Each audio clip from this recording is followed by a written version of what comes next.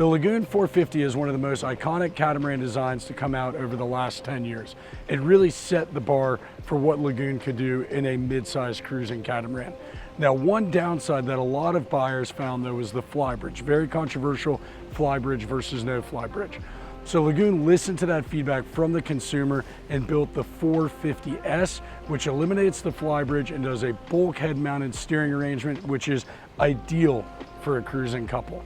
Today, we're gonna go on board a boat that was set up by a cruising couple for a cruising couple for full-time live-aboard use and show you exactly what that means. We're back here in the beautiful Virgin Islands. We're gonna go ahead and jump aboard the tender, head out to the boat, and take you on board what I think is probably the nicest Lagoon 450S available anywhere on the planet. We're hanging out on Water Island today, and I think the best way to show y'all LADA is just to start at the bow, make our way aft, and then check out the interior of the boat. So the very first thing you see all the way forward on this boat is the factory installed bowsprit with a code 0 on a continuous line furler. They took delivery of that sail in January of this year, so it's seen very, very little use. Just aft of that, we have the roller furler for the Genoa, which leads back to the helm. One of the biggest things about the Lagoon 450S was just building a sail plan and a deck plan that makes it very easy for a couple to sail, which is exactly what the owners of this boat have been doing for the last 2 years. So in addition to sail handling, another stressful time for any cruising couple is dropping the ground tackle. On board this boat, we have a quick windlass up forward with the remote here in the forward cockpit, but there's also an anchor windlass controller at the helm, as well as a chain counter, meaning that one person can deploy and retrieve the anchor, just adding to the simplicity of the overall operation of the boat. In spending some time with the owners of this boat and really learning how they utilized her from the time they picked her up to the factory until now, none of that would have been possible without adequate storage, and that storage starts up here on the bow. So over on the port side, we've got a crew cabin that was fitted out, although they've only utilized that for storage. It is nice having the versatility though of having a crew cabin if needed. And then over here on the starboard bow, we have a forepeak, which is fitted out for storage, and it's quite cavernous, giving you more than ample space to carry additional fishing gear, folding bicycles, anything else you need to make your time on the water cruising more enjoyable. And following along those same lines of being comfortable on board, this forward cockpit is not only an excellent place to hang out at anchor like we are now here in Honeymoon Bay, or while under sail. We're gonna make our way starboard aft, but real quick before we go there, it's worth noting that the Onan generator is here in the starboard lazarette with tons of access, making it very easy to service and maintain. And from here, we're gonna cruise on back to the helm. First set of solar panels that we're gonna see here on the boat, which are Solera walk-on panels, which are complemented by the custom solar array on the stern we'll see here in a moment.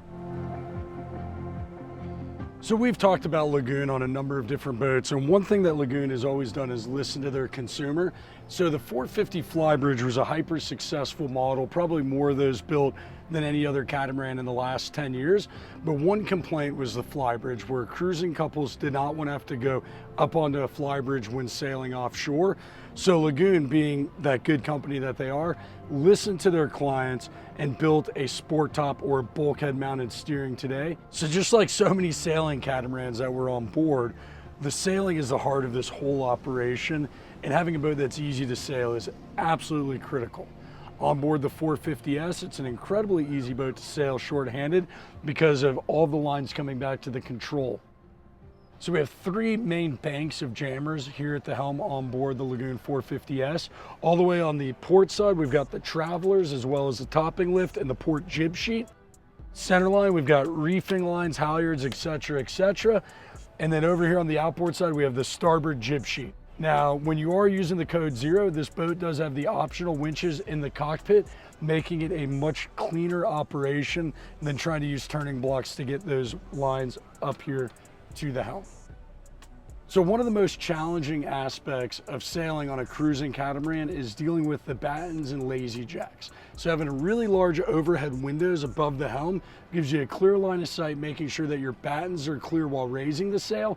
And another added feature on this boat, which helps with that whole operation, is the canoe style boom, which widens the track in which the lazy jacks are attached, giving you a larger slot to raise the sail.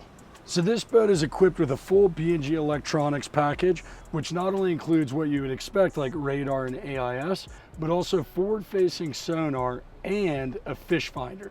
So this boat has got every option B&G offers on a catamaran in this size range on board the boat. Over on the port end side, they've got it configured as a wind instrument. Centerline, we've got a large touchscreen plotter, which not only gives you all the relevant navigation information, but also allows you to control the Fusion multi-zone stereo throughout the boat. Then over on the starboard side, we've got another multi-function display from B&G.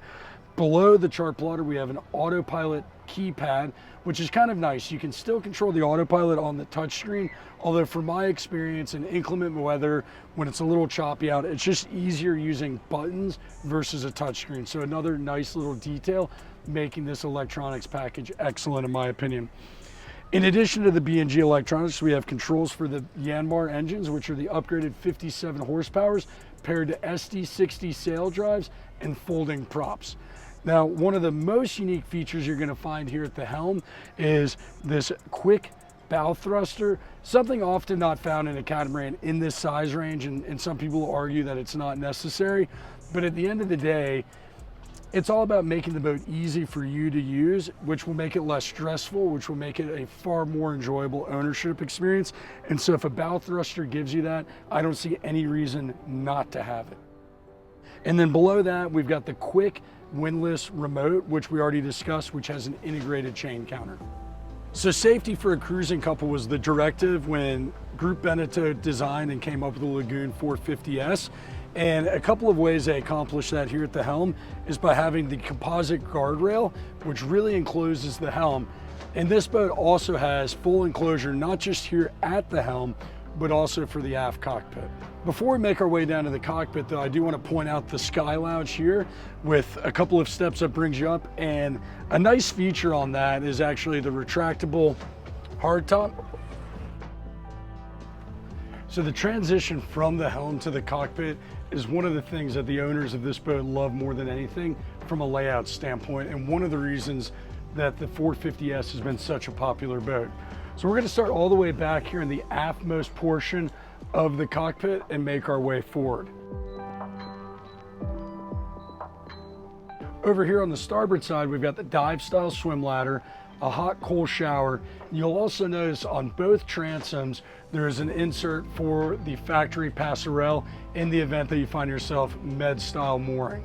Just forward of the top step, we have both mechanical spaces to starboard and port. They're exactly the same in terms of what's in those spaces.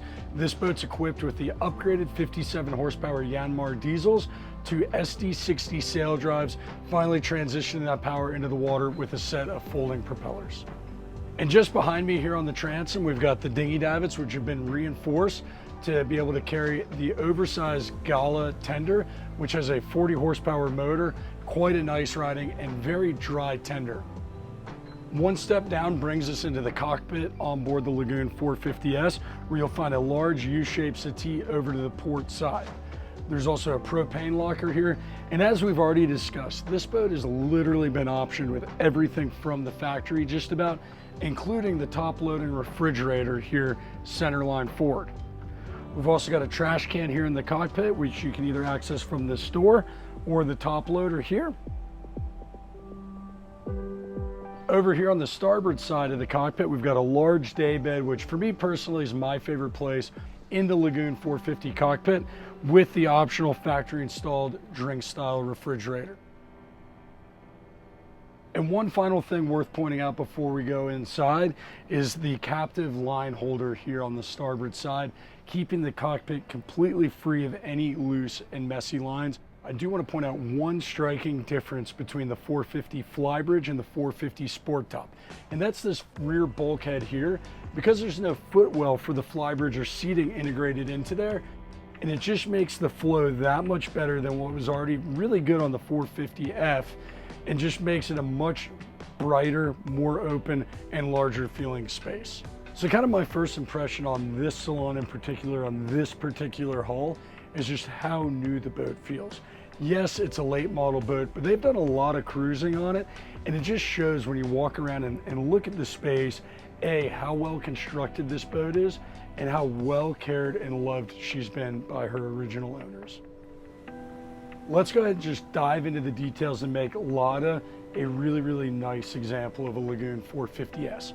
We're going to start in the starboard aft portion where we've got the factory installed freezer, which is a really nice, important, and not inexpensive option. Here we have the high-low television, drawer center line here in this cabinetry, plenty of storage up overhead, and probably one of the most important parts of this entire boat, which is the main electrical distribution panel, where you've got not just all of your 12-volt breakers, some of your 110 breakers, you also have the remote start for the Onan generator. You've got water pump controls, you've got AC breakers. These boats are so easy to work on and troubleshoot. I mean, when is the last time you saw me open a panel like this, just to show you how great the ease of access is to these internal components. Probably one of the most important features though is the Victron Quattro display. This boat's equipped with the inverter called the Victron Quattro, which is literally the top of the line unit, and it's got a display here, so not only can you see what's going on here on the boat, but you can monitor it remotely and even have a troubleshoot remotely from anywhere in the world, provided you have a Wi-Fi connection. This boat was also set up with what we call silent mode, which allows you to run your air conditionings off of the batteries versus generators. Completely game-changing, and something we never could have dreamed of doing 10 years ago on a catamaran. Starboard forward, we have a really nice and inviting L-shaped settee with more than adequate storage below. This table is also a high-low table, which allows you to drop it and convert it to a bed. Now, in most applications, you probably wouldn't need a bed on a boat like this for a private cruising boat. Where I like a bed in the salon that converts is when I'm making a passage, and it just gives me ability to be that much closer to the helm in the event a problem arises at 3 o'clock in the morning. One of the larger differentiators between the earlier 450s and the later 450s, like the 450S, is this U-shaped galley. They completely reconfigured it, and in my opinion, made it far more functional, with plenty of storage below the countertop as well as up top. This boat's also equipped with the Cuisinart convection oven, which was a really nice factory option that they utilize quite regularly. A 3-burner Eno cooktop, as well as an oven and broiler. And behind where I'm standing now, we've got the refrigerator and a nice spice rack. Making our way port forward from the galley, we have the forward-facing nav station, which has the B&G radio, home base, as well as the Fusion stereo, and it makes an excellent workstation with storage down below. Making our way down the port companionway, we have 2 guest staterooms. The first one we're going to take a look at is the port forward cabin, which is a semi-walk-around queen berth with storage not only in hanging lockers, but also underneath the bed. In this cabin, it's also worth mentioning that there is the factory installed washer dryer combo unit. Continuing from there, we've got the first of 2 guest heads, which are pretty much exactly identical in size and layout. Continuing aft through the companionway, we make our way to the second guest stateroom, which I would probably consider the VIP, which is slightly larger with a little bit more storage, not just in the hanging lockers, but also on the inboard side.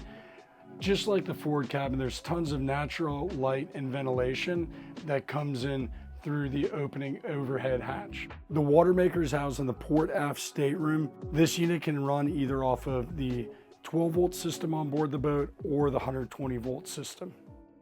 As we cross the salon and make our way into the owner's stateroom, turning aft, you'll see the semi-walk-around queen-size berth. This particular cabin is outfitted with a custom aftermarket mattress.